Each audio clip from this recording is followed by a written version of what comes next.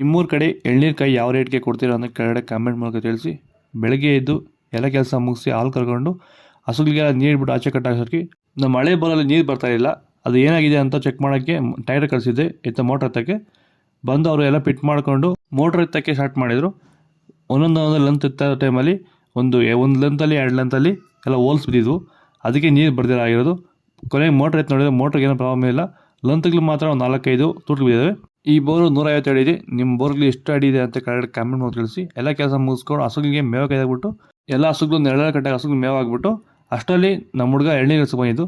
ನಾನು ಹೋಗಿ ಒಂದು 2 ಎಳ್ನೀರು ಕುಡಿದ್ಬಿಟ್ಟು ಒಂದು ಕಾಯಿ ನಾವು 12 ರೂಪಾಯಿ ಕೊಡ್ತೀವಿ. ನೀವು ಎಷ್ಟು ಕೊಡ್ತೀವಿ ಅಂತ ಕೆಳಗಡೆ ಕಾಮೆಂಟ್ ಮಾಡಿ ತಿಳಿಸಿ. ಅಲ್ಲಿಂದ ನಾನು ಎಲ್ಗಪ್ಪ ಹೋಗಿದೆ ಅಂದರೆ ನಮ್ಮ ಮೋಟ್ರ್ ಅಂಗಡಿ ಹತ್ರ ಹೋಗಿದೆ. ಏನಕ್ಕಪ್ಪ ಅಂದರೆ ಅಲ್ಲಿ ಹಳೆ ಮೋಟ್ರಿಗೆ ಯಾವ ಇದಾವೇನೋ ತಂದು ಬಿಡೋಣ ಅಂತ ಹೋಗಿ ಚೆಕ್ ಮಾಡಿದ್ರೆ ನಂಗೆ ಆಗೋವಂಥ ಯಾವ ಇರಲಿಲ್ಲ. ನೋಡಿಕೊಂಡು ನಾನು ವಾಪಸ್ ಬಂದೆ. ಇದೇ ಥರ ವೀಡಿಯೋಸ್ ಮಾಡ್ತಾಯಿದ್ದೆ ಖುಷಿ ಬಗ್ಗೆ. ದಯವಿಟ್ಟು ಫಾಲೋ ಮಾಡಿ, ಸಪೋರ್ಟ್ ಮಾಡಿ. ಜೈ ಜವಾನ್ ಜೈ ಕಿಸಾನ್.